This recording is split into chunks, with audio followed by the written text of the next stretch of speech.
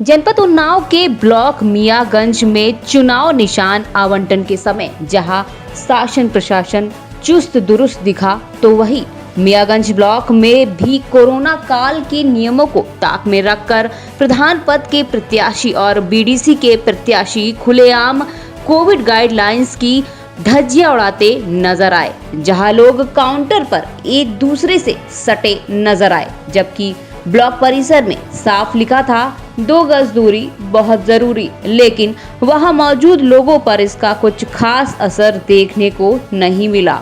तभी तो ऐसी घटना हरकत में आई, लेकिन लोग इतने पर भी नहीं रुके और ब्लॉक के बाहर दुकान पर भी झुंड लगाए नजर आए और रही सही कसर ब्लॉक के कर्मचारी ने पूरी कर दी, क्योंकि वो महाशय भी बिना मास्क के नजर आए और जब उनसे सवाल किया गया तो उन्होंने अपना पल्ला झाड़ते हुए बताया कि इतनी गर्मी हो रही है इसलिए हमने मास्क नहीं लगाया है। दुनिया कोविड-19 का पालन कर रही है, आपके लिए कौन सी ऐसी व्यवस्था बनाई गई है जो आप मास्क नहीं लगाए हुए? मास्क लगाने के पहले बताइए, अब क्या लगा रहे हो? तो बिजनेस चल रहा है। हमें बहुत गर्मी, यहाँ लाइट थी नहीं भाई साहब, उसको काट कर लाइट यहाँ नहीं है और इतनी गर्मी लग रही है, क्या किया जाए? जब यहाँ लाइट आएगी नहीं, पंखा चल नहीं रहा है, कैसा हो रहा है? मुझे निकालना जनरेटर की व्यवस्था नहीं चल रहा है तो नहीं, आप मास्क नहीं लगाए इसके लिए। उन्नाव से अश्वनी मिश्रा की रिपोर्ट। वह इस वक्त की बड़ी खबर बाराबंकी जिले से, जहां एसपी जमुना प्रसाद ने सभी थानों को सख्त निर्देश देते हुए कहा, कहीं पर किसी प्रकार का कोई मादक पदार्थ मिलता है तो उसके ऊपर सख्त से सख्त कार्रवाई की जाए। बता दें कि बाराबंकी जिले में थाना सतरिक पुलिस के द्वारा एक अभियुक्त को गिरफ्तार कर डीसीएम ट्रक में लदी अलग अलग ब्रांड की 11,160 अवैध शराब की बोतलें पकड़ी गई, जिसकी कीमत मार्केट में 30 लाख रुपए के लगभग बताई जा रही है। वहीं अपर पुलिस अधीक्षक दक्षिणी मनोज कुमार पांडे ने बताया कि ये शराब की बोतलें पंचायत चुनाव में वोटरों को पिलाने के लिए और उन्हें रिझाने के लिए ले जाई जा रही थी, जिस पर अब बाराबंकी एसपी जमुना प्रसाद की सख्त कार्रवाई से अवैध ब्रांडेड शराब को पकड़कर कानूनी विधिक कार्रवाई की जा रही है।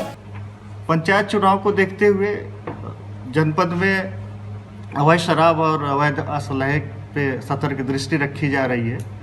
इसी क्रम में कल सतरिक पुलिस थाना प्रभारी और क्षेत्राधिकारी सदर ये लोग चेकिंग कर रहे थे। मुखबिर से सूचना प्राप्त हुई और एक डीसीएम जिसे मुख्य मार्ग से होके जाना था, उधर से न जाके शॉर्टकट वो अपने रास्ते से अलग रास्ते से जा रहा था।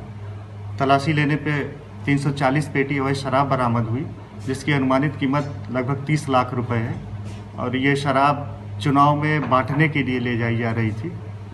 पूछने पे पता चला ये शराब अभियुक्त लखनऊ से लेकर आ रहा था। कितने लोग गिरफ्तार हुए? जी, कितने लोग गिरफ्तार हुए? एक अभियुक्त की गिरफ्तारी हुई है, बाकी और उसके कौन साथी थे और कौन किसकी शराब थी ये छानबीन की जा रही है।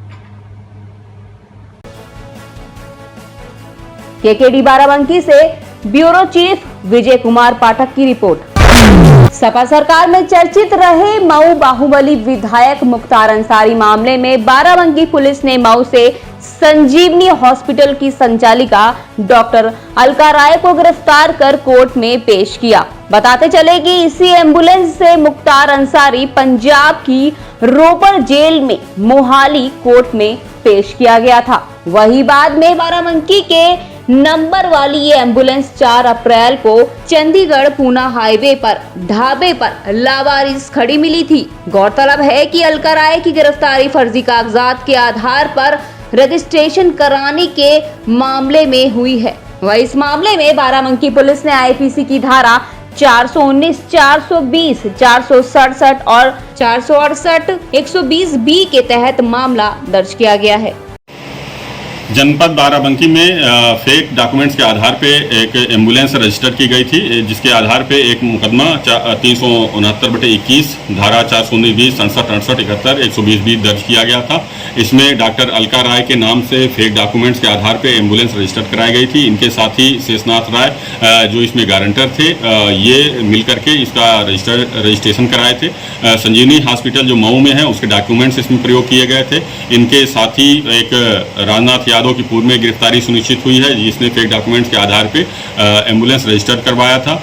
इसके साथ ही इसमें और भी अन्य लोग भी शामिल हैं, जो लोग मिलकर के इसको डॉक्यूमेंट्स तैयार कराया, उसके आधार पे एम्बुलेंस खरीदी गई थी और यूज की जा रही थी। अभी इसमें गिरफ्तारी सुनिश्चित की गई है डॉक्टर अलका राय की और शेषनाथ राय की। इन्हें आज कोर्ट में प्रोड्यूस किया जाएगा। सर, इनका कहना था अलका राय का कि कहीं न कहीं ये जनसहयोग के लिए इस एम्बुलेंस का इस्तेमाल होगा। जी हाँ, मीडिया के माध्यम से खबर आई थी कि इन्होंने कहा कि ये जनसहयोग के लिए खरीदा गया था, लेकिन आपके चैनल के माध्यम से ये दिखाया गया बार बार कि कितना ये निजी प्रयोग में किया जा रहा था। मुख्तार अंसारी द्वारा लगातार इसका निजी प्रयोग में इस्तेमाल किया जा रहा था और अलका राय ने अपने बयान में भी बताया है कि ये मुख्तार अंसारी के कहने पर ही इन्होंने एम्बुलेंस खरीदा और उसके बाद इसका लगातार 2013 से एक निजी प्रयोग में ही इसका उपयोग हो रहा था। मुख्तार अंसारी द्वारा किया जा रहा था, लगातार विजुअल और फुटेज भी है और अलका राय ने अपने स्वयं बयान में स्वीकार किया है। तो ये एकदम निश्चित है कि इसका कोई भी जन सरोकार नहीं था एम्बुलेंस का और ना ही जन सहयोग में इसका प्रयोग किया गया। अगर प्रयोग किया जाता तो अलका राय को ये कभी पूछना चाहिए था कि उनके पास एम्बुलेंस थी या नहीं थी, और ये अगर जन सहयोग में प्रयोग हो रहा था तो क्यों नहीं उनके हॉस्पिटल से अटैच किया गया था। लेकिन 2013 से लेकर के 2021 तक कभी उन्होंने ऐसा कंप्लेन करने की जहमत नहीं उठाई और ना ही पुलिस में कभी आकर के उन्होंने इस बात का इन्फॉर्मेशन दिया कि उसका प्रयोग कोई अन्य व्यक्ति कर रहा है।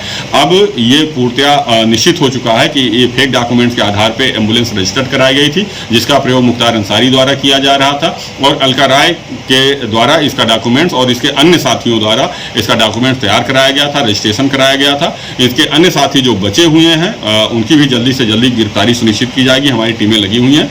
आज अलका राय और शेषनाथ राय की गिरफ्तारी की गई है, उन्हें कोर्ट में पेश किया जा रहा है। केकेडी बाराबंकी से ब्यूरो चीफ विजय कुमार पाठक की रिपोर्ट। वही कन्नौज मेडिकल कॉलेज पत्रकारों के लिए बना लापरवाह। जी हां, पत्रकार उज्जवल चतुर्वेदी हमेशा कोविड-19 का पालन करते रहे, लेकिन मेडिकल कॉलेज में उन्हें ऑक्सीजन की व्यवस्था बिल्कुल उपलब्ध नहीं कराई गई, जिसके चलते उज्जवल चतुर्वेदी का निधन हो गया। सवाल बस यही उठता है कि एक तरफ जहां सरकार कोविड-19 के लिए सक्रियता से रोकथाम में लगी है, तो वहीं पत्रकारों के लिए सुरक्षा के सारे दावे आखिर कहां चले गए। अब तो सरकार से बस यही गुजारिश है कि मेडिकल प्रशासन और शासन हम लोगों को मरने से बचाने के लिए सटीक उपाय करे। केकेडी के लिए रघुराज सिंह चौहान की खास रिपोर्ट।